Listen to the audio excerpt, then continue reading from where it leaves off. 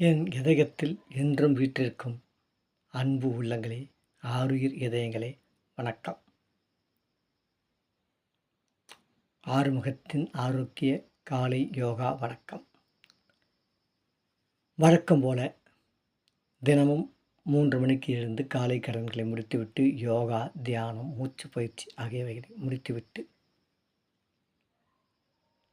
தலை வாருவதற்காக நிலை கண்ணாடியில் என் முகத்தை பார்த்தேன். ஆனால் என்னுடைய முகம் தெரியவில்லை.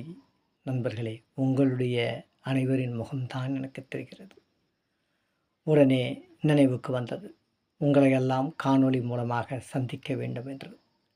ஆகவேதான் இந்த பதிவை வெளியிடுகிறேன். மேலும் இன்றைய தினம் காலை 10 மணி அளவில் ஏகாம்பரநாதர் சன்னதி தெருவில் 4 கால் மண்டபம் எதிரில் அமைந்துள்ள எமது சிவசக்தி யோக சிற்றாலயம், Kanchipuram health and wealth lions சங்கம், விடியல் லயன்ஸ் சங்கம் இலவச மருத்துவமனையில் ஒரு சிறப்பு பட்டிமன்றம் நடைபெறுகிறது.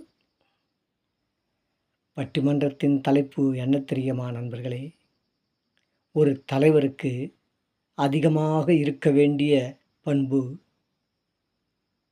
அன்பான குணமா, கண்டிப்பான குணமா? இது ஒரு அற்புதமான தலைப்பல்லவா? இன்றைய காலகட்டத்திற்கு ஏற்ற தலைப்பல்லவா?